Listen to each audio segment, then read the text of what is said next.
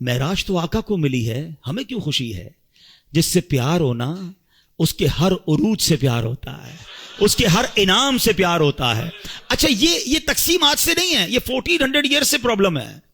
کچھ لوگ اس دن بھی پریشان ہوئے تھے جب معراج ہوئی نا، تو اس دن بھی کچھ لوگ اعتراض کر رہے تھے، یہ کیسے ہو سکتا ہے؟ رات کے تھوڑے حصے میں آپ جناب بیت المقدس بھی ہو کر آ گئے، آسمانوں کی سیر کر کے آ گئے۔ آرگیومنٹ ہوا تھا، مکے میں ہنگامہ ہو گیا تھا، کفار مکہ مذاق اڑا رہے تھے۔ ارے وہ گئے تو تھے حضرت ابوبکر صدیق کے گھر پہ اور جہاں کر کہا تھا، اے ابوبکر جس نبی سے محبت کرتے ہو پتہ ہے وہ کیا کہتے ہیں؟ ابوبکر صدیق رضی اللہ تعالیٰ کہنے لگے، بتاؤ میرے آقا کیا کہتے ہیں؟ کہ وہ کہتے ہیں کہ رات کے تھوڑے حصے میں بیت المقدس ہو کر آ گئے۔ اب پتہ ہے یہ کتنا مشکل تھا سمجھنا ان کے لیے۔ عقل یہ کہتی ہے کیونکہ بیت المقدس کی جو جرنی تھی فرام مکہ ٹو فلسطین، اٹس اباؤٹ 1 month جرنی، 1 مہینے کا گھوڑوں پر اونٹوں پر سفر تھا، مہینہ جانا مہینہ واپسی، اور رات بھی نبی پاک یہاں ہیں، فجر میں بھی یہاں ہیں، اور دعویٰ یہ ہے کہ میں رات ہو کر آیا ہوں۔ بڑا شور مچا، سبحان اللہ۔ صدیق اکبر نے کہا اگر میرے آقا فرماتے ہیں تو سچ فرماتے ہیں، آقا فرماتے ہیں تو حق فرماتے ہیں۔ اچھا لوگوں نے بڑا آرگیو کیا،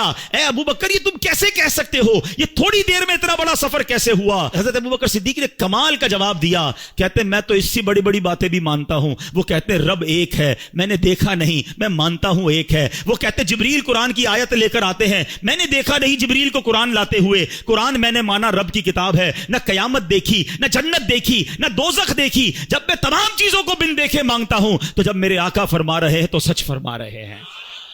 اچھا اب تھوڑا سا لاجیکلی بھی سمجھا دو، ینگسٹر بیٹھے ہیں آج کل بڑی کنفیوژنز پھیلائی جاتی ہیں، یار یہ معراج جو ہوئی تھی نا یہ خواب میں ہوئی تھی، انکار تو کر نہیں سکتے، قرآن میں ذکر ہے، تو کہتے معراج ہوئی تھی مگر خواب میں ہوئی تھی۔ اب میں ذرا لاجیکلی آپ کو سمجھا دیتا ہوں۔ آپ کا بچہ صبح اٹھے آپ کے برابر میں سویا ہو اور کہ ابو رات میں لندن بھی گیا تھا، امریکہ بھی گیا، پھر آنکھ کھلی تو آپ کے برابر میں سویا تھا، تو آپ کیا کہیں گے؟ بیٹا سو جا، میں بھی رات بھر گھومتا ہی رہتا ہوں، کوئی مسئلہ نہیں ہے۔ خواب میں تو ساری دنیا ہی گھوم رہی ہے نا، تو اس میں اچھا اب مزے کی بات دیکھو، جو 27 رجب کی صبح مکے میں آرگیومنٹ کریٹ ہوا، سچ بات بتاؤں یہ ہمارا بھلا ہو گیا۔ مجھے ایک بتاؤ بات جھگڑا کیا ہوتا اگر نبی پاک یہ اعلان فرمایا ہوتا میرے آقا نے کہ میں خواب میں بیت المقدس گیا ہوں، تو پھر اعتراض کس بات کا ہے؟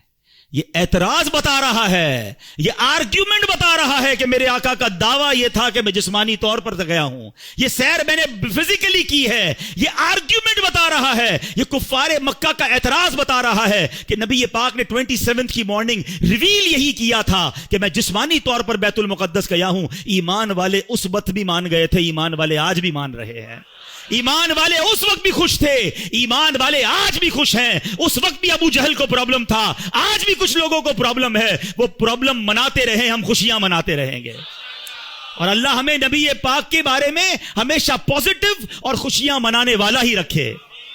یہ صدیق اکبر کی شان ہے۔ فرام دیٹ ڈے صدیق اکبر صدیق کہلانے لگے، کیونکہ تصدیق کی، آپ نے بن دیکھے تصدیق کی اور خوشی بنائی۔ وہ پنجابی لوگ بڑی پیاری بات کہتے ہیں، اللہ کرے ہم بھی ایسے بن جائیں کہ ایسی منن والے ہیں، سوچن والے نہیں ہیں۔ مجھے ایک بات بتاؤ، کویسچن تو وہ کرے جس نے باقی ساری چیزوں میں کویسچن کیا ہو، اللہ کو ہم میں سے کس نے دیکھا ہے؟